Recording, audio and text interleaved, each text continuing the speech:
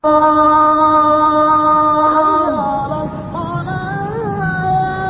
على الصلاة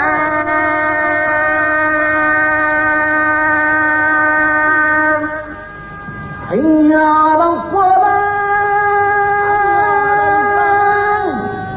حي على الفلاح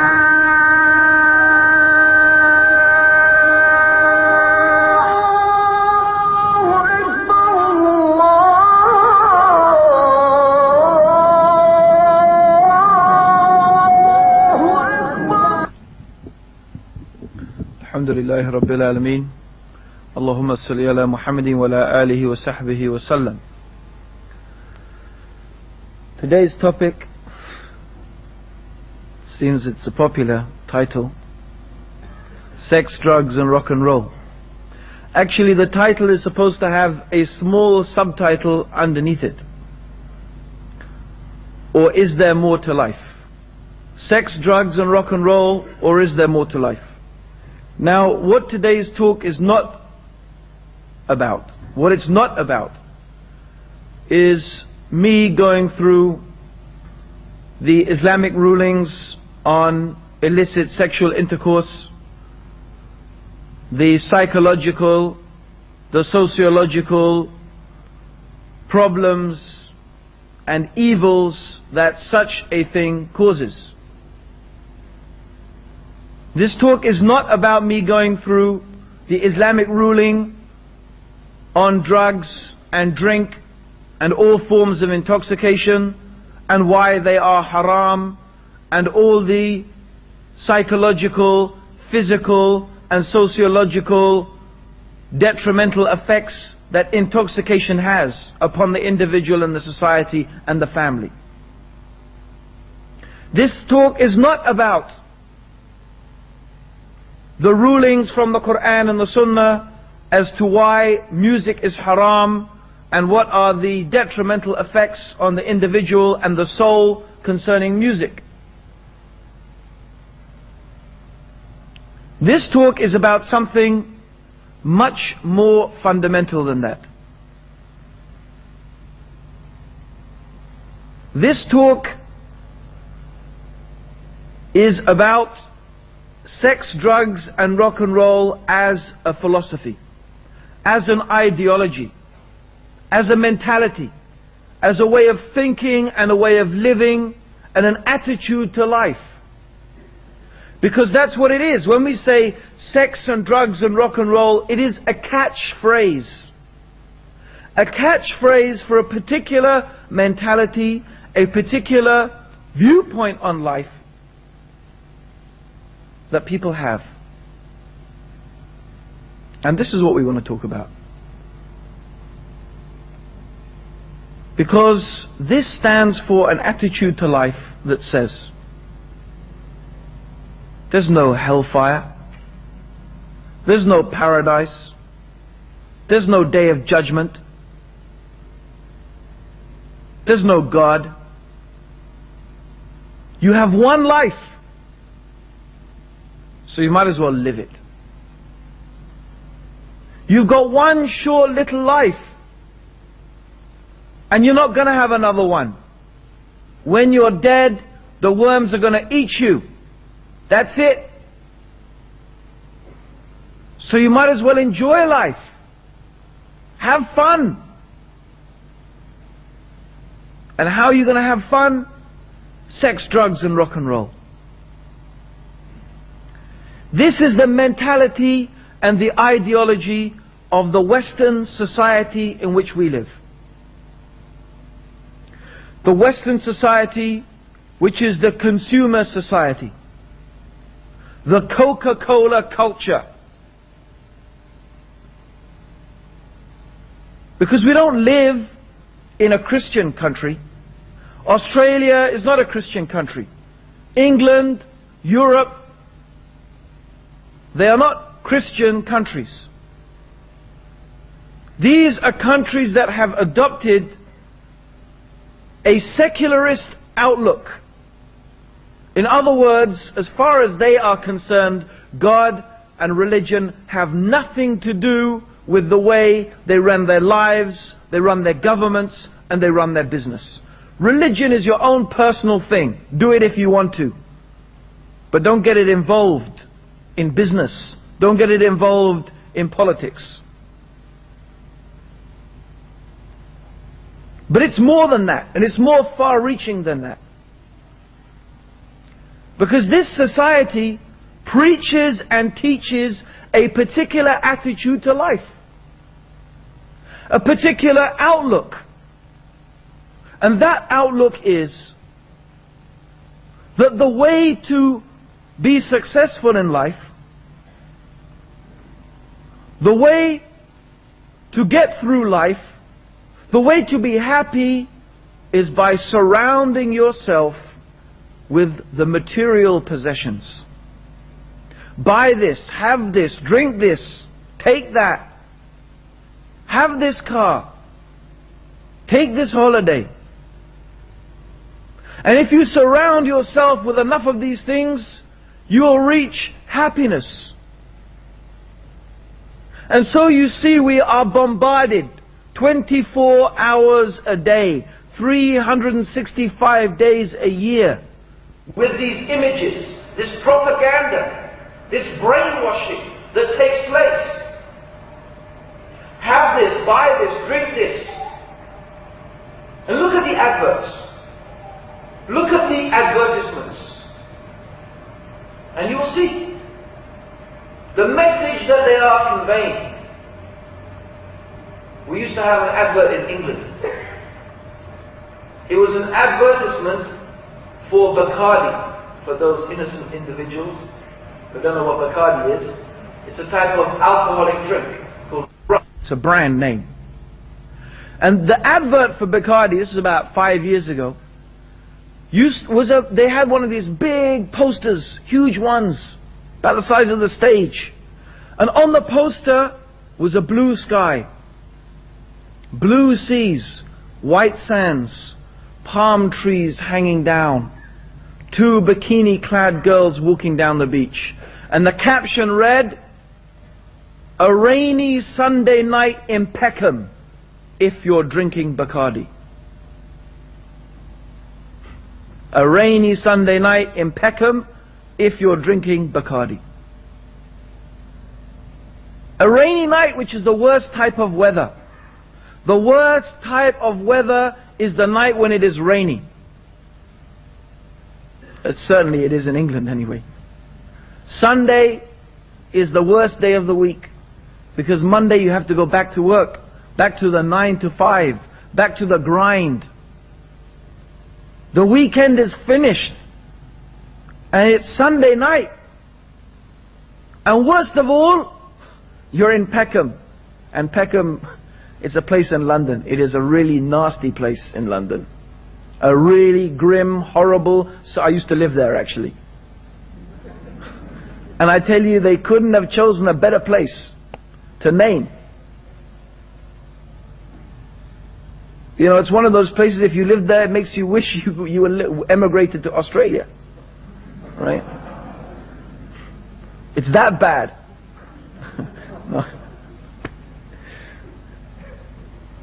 Australia's a very nice place. So, a rainy Sunday night in Peckham. But if you're drinking Bacardi, what will be like? Everything will be fine. It'll be like you're in paradise. Because that's what the picture says.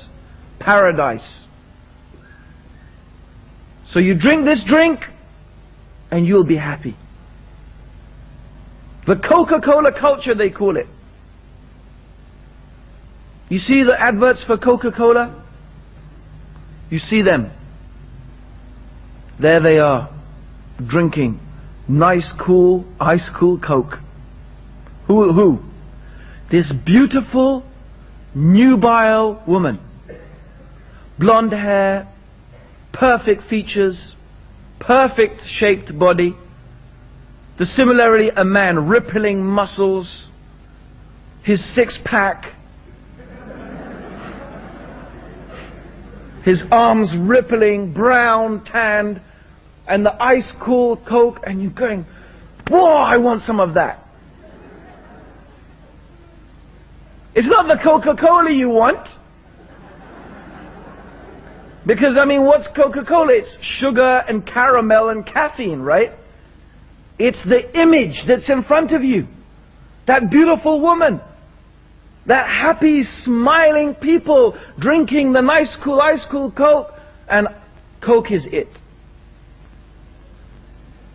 Coke is life. But what's the reality? What's the reality? The reality is, of course, if you drink Coke, you get fat. You don't look young and beautiful. It doesn't give you a six-pack, it gives you an enormous belly. But it's not selling you a product. It's selling you a lifestyle. It's selling you a mentality. What are they telling you? Drink this and you'll be like that. Have this and you'll be like that. Drink Bacardi, you'll be in paradise. Drink our drink, you'll be so happy. Buy our car, and along with it, you see the beautiful woman, the perfect family, whatever it may be. This is how they sell their products, but they're not only selling products.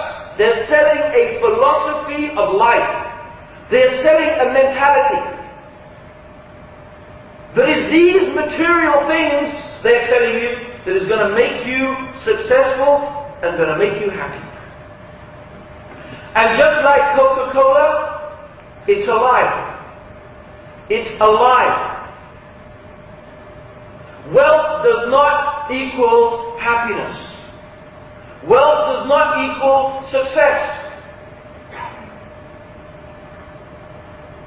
These material things do not necessarily in any way make you happy. In fact, the whole of this is an illusion. It's a religion, in fact. It's a religion. Like any other religion. It has its priests. It has its gods. It has its acts of worship and devotion that you give to these gods. They have their prophets or prophetesses. It has its theologians. We have the theory of evolution. The theory of evolution is one of the great theological justifications for the materialistic society. Because basically, the theory of evolution is telling you what? What's it telling us? That basically we came from monkeys. Right? Or to be more accurate, we and monkeys share our ancestry from a common primate. But basically, we came from the monkeys. Right? There's no God that created us. We don't need a God, we just evolved. Bit by bit, stage by stage. So basically, what are we? We are basically, according to this theory, advanced monkeys. Really. We're animals. Basically, we're animals. Slightly advanced, but we're animals. As they keep on telling us, they never tire. We share 98% of our genes with gorillas. Or if you're Arnold Schwarzenegger, 99% of your genes. If you're President Clinton, 100%. So that's what they tell us. We are basically advanced monkeys. Right? And how do you make a monkey happy? How do you make a monkey a happy monkey? Give a man monkey a woman monkey. Right? Give him some bananas. And keep him safe from predators. And basically, this constitutes the be-all and end-all of what is important in the life of a monkey. So similarly, the Western society, the consumer society, the materialistic society that believes that fundamentally man is a material being, that we have evolved from this animal and we are basically advanced animals, slightly more complex but basically the same. So what makes a happy monkey should make a happy human being. Give the human being food, give the human being shelter, make sure the human being has some means of satisfying their sexual needs. You know, and if you can't find a member of the opposite sex to do it, don't worry, we'll legalize it now. You can do it with someone of your own sex. Okay? And don't worry, if the few depraved individuals who still haven't found some means to satisfy themselves, soon they will invent a computer with which you can have sex. It's true. Virtual sex. You're going to be able to put on a bodysuit, and you're going to be able to get married to some bytes in a computer. And the bodysuit is going to have pressure points to stimulate you appropriately. Just for those people who haven't reached happiness yet. So that's what they tell us, because every time you see, now look at the people today, down in the docks in Melbourne, fighting for what? Huh? Look at them, ready to die, ready to fight. Joining arms, the police are coming, there's bloodshed, they tell us today is going to happen. For what? For money. These people are ready to lay down their lives perhaps for a few dollars more. Literally, a few dollars more. Because that to them is the source of happiness in life. When your government comes to be elected into power, what do they say? We're going to make the economy better. We're going to make you richer. President Clinton, he got elected on what? One phrase. It's the economy, stupid. It's the economy, the economy, the economy. Because that to them is what equals happiness. Wealth equals happiness. They say, women, leave the home. Leave being chained to the sink. A slave to your husband and your children. Go and work. Work, because why? If we have more people working, we have more economic output. If we have more economic output, we have a richer society. Therefore, women will have more money, men will have more money, we'll all be more happy. That's what they say. That's their idea. Because to them, money equals happiness. It's their equation. That is their simple message. So they always talk about this. I remember reading in the Economist magazine, a famous magazine, they said the Western society, more than any other society in the history of humanity, has succeeded in satisfying the material needs of man. Well, you know, when I read that, you know, I thought, okay, first of all, it's not true, actually. But secondly, so what? So what?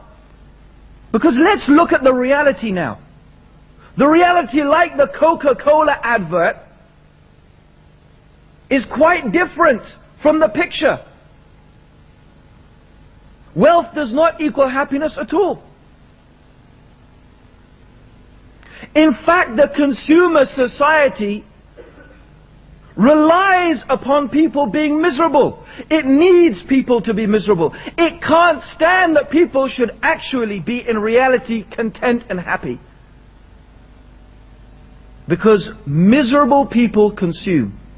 It is miserable people who need to spend their miserable lives watching the Titanic, watching Neighbors, and Home and Away. I'm serious. Miserable people need to fill their miserable lives with hours and hours of music, fantasy, entertainment, fashion, intoxication. Why? Why do people spend so much time and so much money and so much effort in trying to escape from reality? To escape from reality. And that's what it is. Hollywood is in the business of dreams. Dreams. I don't know, I haven't seen that film Titanic, so I can't speak about it. But there's a film I saw, because everyone was raving about it, I thought I had to, when someone told me what it was about, I thought I have to see this. It sounded so stupid, I said I had to see it. And this was this film, Independence Day. Alright? you know, they would be, oh, it was fantastic, you should have seen the White House blow up. So, this film, you talk about escapism and fantasy. Right? Look at this. These aliens travel all the way across the universe in these massive spaceships. I mean, they're so big. No, there's one big mothership, and from the mothership comes the little ships, and the little ships is nearly as big as a city. And they come to destroy the earth. But don't worry, it's the 4th of July. It's the 4th of July, and America, you know, has got a president who just happened to be an ex-pilot in the Gulf War. He's well trained, right? So what happens is, in this amazing film, he has to be Jewish, right? A Jewish young boy, right, decides that the way to get rid of these aliens is by planting a computer virus upon their spaceship. So he gets his floppy disk, on which is written his computer virus, right?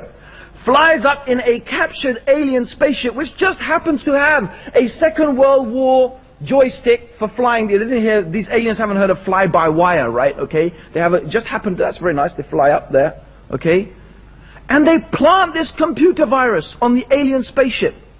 Fantastic, isn't it? These aliens travel all the way across the universe. Can you imagine the technology they must have needed to amass for all of that? Yet in spite of all of this, these aliens didn't have a virus checker aboard their computer system. But don't worry, it's the 4th of July. America's going to save the day. You know, there used to be, when I used to go down to Speaker's Corner, well, I still do, there was a little guy, heckler, he's called a heckler. They just come to make nuisance. But also he said something very funny once. He said America didn't need to win Vietnam. They didn't need to win the war in Vietnam. He said they won it in the movies. They won it in the movies. You know, Rambo and all the rest of it. Well, what is it? It's fantasy. Let's get, what sort of miserable person sits down and watches that type of stuff and actually enjoys it? Why? Why do people they go and get drunk? And you know what? I don't know if any of you are at university. You don't have to be at university. This is the idea of these guys having a good time. They come home 3 o'clock in the morning. They've come back from a night of drinking. They are violently sick. And they fall asleep, you know, in their own sick. They wake up the next morning. You know, Bruce, I had a really good time last night. However we say it here, right? Or what did we say in England? We had a really good time last night, didn't it? Oh, yeah. Right? And you say to them, really? What did you do? No, I don't remember. That's why I had such a good time.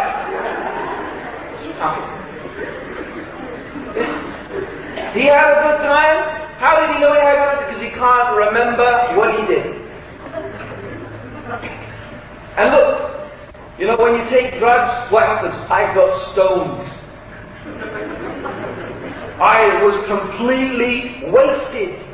I was zonked. I was out of it, man.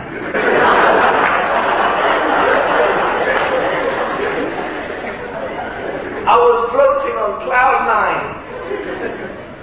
But look at these words. Stoned, wasted, out of it. It is describing a state of self-annihilation. That's what it is. When you have reached a state when you have forgotten yourself. When you have removed yourself from yourself. Is this a description of happiness? Is this a description of people who are happy? No. This is not a description of people who are happy. This is a description of people who are desperately running away from reality. And the only time they can seem to get a moment of relief is when they escape into this world of fantasy. Take away their fantasy. Take away their music. Take away their their drink. And then you will see how really happy they are. Similarly, I remember watching a documentary about rave. I don't know if you had these things in Australia, but in England, it was all a rave to have a rave, right? These guys would like meet up in the middle of the countryside, and then they would just mass there, thousands of them, and they would have music going all night. So one of these things that this guy was at 7 o'clock in the morning. 7 o'clock in the morning, and the guy was sort of boom, boom, boom, boom, like that, and they were dancing, you know. And this guy was standing there, covered in sweat, soaked through. People died. People died. And this guy was soaked in sweat, there he was, and they asked him, why do you do this? Why did you come here? And he said, you know, I come here, I'm working all week, I come here, and then I dance. And I dance, and I dance, and I dance, and I keep on dancing until I forget myself. I forget myself, and I become lost. And he's describing the state of almost self-annihilation. And this is what it's about, fantasy and escapism. So you have to understand that the consumer society, the society, whose people at the top of this society, the ruling elite, they're the ones who produce the magazines, the fashions, the movies, the alcohol, all these things that you consume consistently and consistently. They're the ones, they don't want you to be happy. They don't want you to be, they need you to be miserable, because miserable people consume. Miserable people need to fill their miserable lives with all of these things to try and make their misery a little bit better. So in reality, it is a society that actually needs people to be miserable. It needs them to be miserable. And it knows that. The people at the top, they know that. And that is why religion in general, but not religion only in general, but most specifically Islam, is the greatest enemy to this false, lying and devious philosophy. The philosophy of the consumer society, of the sex, drugs and rock and roll culture. Islam is the greatest enemy. Because Islam gives contentment. People who are content do not consume. Someone who is content, okay, so my Walkman is 25 years old, but it still plays the Quran, it still records the lectures I go to. What do I need a more fancy one for? Someone is content. They're not always looking for the latest gadget, the latest this, the latest that. Because they know, these people, that happiness is not by surrounding yourself with material things, because the reality is, as much as you have, you want more, and you never get satisfied. So this consumer society is a proof against itself. It is a proof against itself. Look and see with your eyes. Look at these people who are the idols, and they even give them the name idols. Rock idol, sex goddess. They give them a name as if they are deities. And these are the ones they put up in front of you as to say, look, this is what you want to achieve. The stars, they call them the stars because what? They're way up there in the heavens. The stars, reach for the stars, they tell you. Huh? They've got everything. They're famous, they're beautiful, they're rich. They've got it all. But then let's look at them. The reality of these stars, these idols. A string of them, one after the other. And it's not a new thing. Not only, what's his name, Kurt Cobain. Is that his name? The other one from Total Excess or In Excess, whatever it was. I can't remember his name. He died here in Australia. Killed. Okay, Hutchins, whatever his name is. I mean, who cares? right? Okay, the guy hung himself, right? But, you know, not only them, let's go back. Let's go back to the supreme sex goddess, Marilyn Monroe. Huh? Beautiful, rich, famous. She had it all, didn't she? So how did she die? Huh? She killed herself. She committed suicide. So if this is supposed to be the answer to life, the purpose of life, the reason of existence, that surrounding yourself with these things is the source of happiness, where when we look at these people who have it all, we seem to find the opposite. You look at the list of millionaires: Alexander Onassis, Howard Hughes, Rockefeller, the Getty family. Read the biographies of these people. I don't think any one of you would want all their millions and have the life that they had. Elvis Presley, the king of rock and roll, the king, handsome, rich, famous, worshipped and adored by people. Look at him, 40 years old. I remember I cried the day he died. Elvis Presley, the king of rock and roll, 40 years old. He died. From what? Pharmaceutical drugs. The guy couldn't get up in the morning, but he had to take pills. He couldn't go to sleep at night, he had to take pills. Pills to get up, pills to go to sleep. Pills to make him feel good, pills to make him feel bad. The guy was a drug addict. He died 40 years old. Does that sound like a happy person to you? Does that sound like success to you? All of those things, what did it do for him? And then you have Queen. What's that guy? Freddie Mercury. Freddie Mercury suddenly disappeared for 2 years. To find out the guy had AIDS, he'd retreated to his mansion and he died. You know what his dying words were?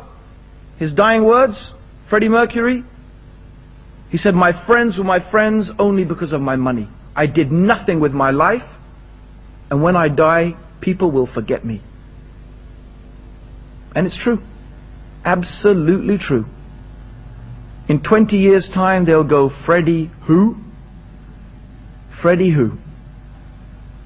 Is that success? Is that happiness? So these people, this society is a proof against itself. It needs people in reality to be miserable in order to exist. What could be more false? What could be more astray than the consumer society? This mentality and philosophy, sex, drugs and rock and roll. That's the purpose of life? No. What is the purpose of life?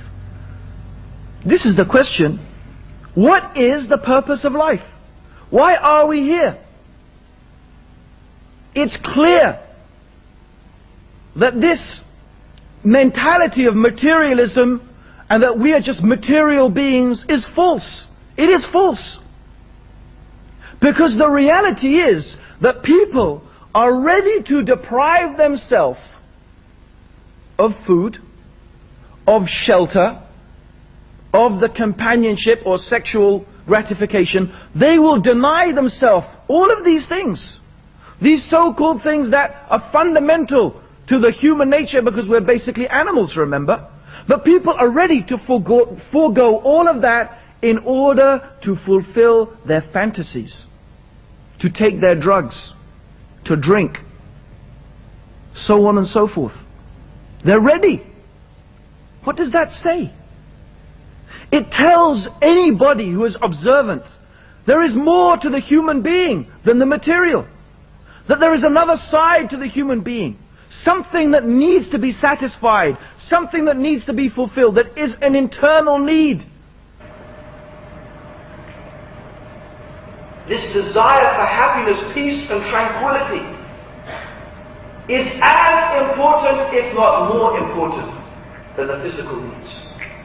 Yet the consumer society, as much as it claims to be able to satisfy those needs, it clearly cannot do it. The more you have, the more you want. You never seem to get satisfied. So what is the purpose of life? Why are we here? For what reason do we exist? Let's think about that for a moment. Do we have a purpose? Think about it. If I was to ask one of you, I can't see anybody, so this is my movie where I pick someone out in the audience and, make them feel really embarrassed. It's just I got this black space in front of me, but anyway. But if I was to ask one of you who was wearing glasses, what are your glasses for? Say, to help me see. Your shoes? To protect my feet. Your clothes? Right. I don't know what's ever. Could someone tell me the joke? There's someone behind me here. In fact, if I took every single constituent part of your body, your eyes, your hair, your nose, your mouth, your hands, your feet, your legs, everyone could tell me what is the purpose of this part of my body. Similarly, if we went beyond that, we said the sun, the moon, the stars. Every one of them, they have an identifiable purpose. Even the humble earthworm has a very important purpose in helping to refertilize the soil. So therefore we want to ask this question. What is your purpose? For what reason do you exist? Is it possible that every single constituent part of your body has a purpose and has a function, but you, the totality, has no purpose and no function? You carry in your pocket some keys, a piece of metal, it has a purpose, and you, the carrier of the keys, has no purpose? Why are we here? For what reason do we exist? This is the question.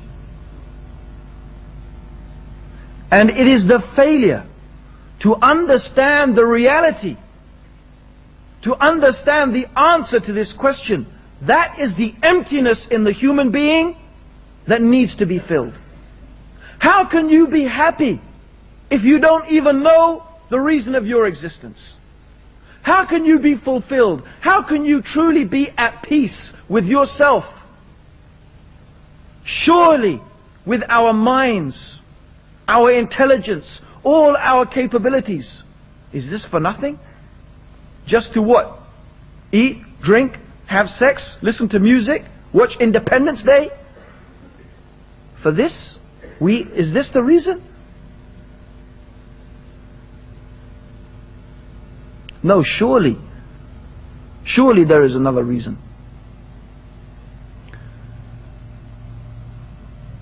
And this is where the religion of Islam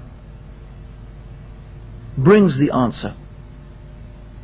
Because if we have this question, and we all have this question, and sometimes it takes something bad to happen in life for people to start asking themselves this question, because a lot of people might say, when you ask them, what is the purpose of life? They don't give you the answer, what is the purpose of life, as in, what is the reason of the existence of the human being? They will say, no. They will think of something which they've decided they want to do with their life, like they want to become a doctor, right? Or, the purpose of my life is my girlfriend or my boyfriend, or, I don't know, to see Michael Jackson in concert, or whatever, or watch Independence Day. So that might be the purpose of your life, you think. But it's the purpose in your life until your girlfriend leaves you. Your girlfriend leaves you, then you start putting your head in your hands. What's it all for? You want to become a doctor? You fail your degree. Oh, why may you do? Why? What's it all for? You suddenly realize that thing that you made the purpose of your life, it fell away. And you realize, well, that wasn't the purpose of life after all. That was just some objective you had and some goal you wanted to reach. But no, we want to ask something more fundamental. Why do we exist? And how can we ever reach certainty? How can we ever reach definite, absolute certainty about this question? The only way, in fact, is when the one who created us and the one who brought us into existence tells us and informs us of the reason of why He created us. And that is the reason, or one of the reasons why Allah, He revealed the Creator, the one who created us, who knows us better than we know ourselves. He revealed the Quran to inform us of the reason for which He created us, and then how to fulfill that created purpose. So the Quran tells us, the Quran which is from God, from Allah, from the Creator of all things, وَمَا خَلَقْتُ الْجِنَّ وَالْإِنسَ إِلَّا لِيَعْبُدُونَ. The Creator informs us that He brought us into existence, and He did not create us for any other reason except to make ibadah of Him.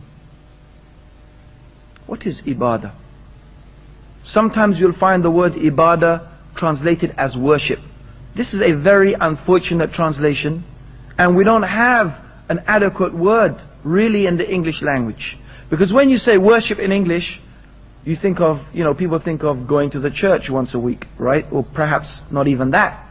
Perhaps they think of Christmas. That's it. Going on your knees once in a while, right? Maybe giving a bit of charity to the, lost orphans of, Kaponko or something. I don't know, right? That's worship to them. You think, what, life? That's the purpose of life, to do that? Is that it? But this is this is not the idea. The Quran, when the Quran talks about ibadah, worship, it is something much more comprehensive. Much more comprehensive. And the word ibadah or ibadah in Islam, or worship in Islam, can be defined as this. It is everything which the Creator loves and approves of. It is everything which the Creator loves and approves of. Whether it is the actions of the heart, such as love, fear, hope, trust, reverence, awe, reliance. These are some of the actions of the heart. Or the actions of the limbs. What you do with your body. So the purpose of life, the reason for our existence, is to make all of the actions of our hearts and the actions of our limbs, actions that are those which are actions that the Creator Allah loves and approves of. And the only way we can know and we can reach knowledge and certainty of those actions, beliefs, attitudes, which the Creator Allah loves and approves of, the only way we can know that is through His revelation. Through what He revealed, the guidance He sent down. And this is the great bounty and mercy of Allah, that He did not leave us to guess. He did not leave us to wander blindly through life, speculating. But He gave us a revelation, and with this revelation He gave clear signs and clear proofs, so that anyone could know with certainty that this Quran is from Him. And that He guided us to all the paths and all the ways of His pleasure. And He warned us away from all the paths and all the ways to His displeasure. So that the reality of the condition of the human being, the reality of the condition of the human being, is that no heart can find rest. No human being can find true peace and true tranquility except in pure and sincere submission to the will of Allah subhanahu wa ta'ala, to His will, to His laws, to His decrees. And we have to understand something very important. Every human being is a slave. Every human being is a slave. We are all slaves to one thing or another thing. All of us, without exception. Some people are slaves to fashion. Some are slaves to their work. Some to their business. Some to their nationality. Some and many are slaves to many different masters at the same time. Many different things they are enslaved to them, believing that these things are the source of their success and their happiness. So they follow them. They do the bidding of these things. So you see girls today, for example, they think, and it goes back to what we started with, they think that, look, I want to be like that supermodel. I want to be like Eleanor McPherson, Naomi Campbell, whatever it is. I want to look like her. I want to be like her. Because look, everybody admires her. Everybody thinks she's beautiful. So if I look like her, then people would admire me. People would think I'm beautiful. And I will be successful. I will be happy. So they're ready to kill themselves. They do kill themselves. Anorexia, bulimia. They make themselves sick. They starve themselves to death because they want to look like this image of beauty that has been put in front of them. And they make sure that they buy the right clothes from the right shops because they want to reach that state. That's what they think. And is that not slavery? Is that not being enslaved? And this is the case with everybody. Everybody is a slave to something. Most people are a slave to many things. But all of these masters are false masters. They will not treat their servants properly. In fact, they abandon them and let them down. They are not guided. They are really illusions themselves. So who is better? Who is better off? Whose condition is a better condition? The one who is a slave to many masters. And not only is this one a slave to many different masters, but also each one of these masters is calling that slave in a different direction. One says come here, the other says no here, the other says no there. So you're constantly torn. Who's better, this person or the one who is a slave to one master? And moreover, this master is wise, knowing, just and kind. This is the similitude. This is the example of those people who are slaves to the world and the things of the world. This is the example of the people who are enslaved to the material world. They are like the one who is a slave to many masters. And each one pulls them in a different direction. And the similitude of the true believer is the one who is the slave to one master, one Lord. And moreover, this Lord is rightly guided and guides rightly with knowledge and wisdom and compassion. Who knows us better than our own selves? Except the one who created us. Who knows us better than our own selves? The one who created us. It is Allah. So the hearts can never find rest. You will never find peace. You will never find tranquility. You will never find true happiness until you submit yourself to the purpose for which you have been created. Everything else is merely you running away from your nature. You are running away from your own nature. Your nature is to worship Allah. Your nature is to submit to Him. Your nature is to be a slave to Him. That is the nature of every single human being. So how can you find happiness in anything except that? And this, brothers and sisters, may Allah have mercy on you and guide you upon Allah's straight path. This is one of the greatest meanings of La ilaha illallah, that there is nothing worthy of worship except Allah. That all slavery is full slavery. All worship and submission is false except to Allah.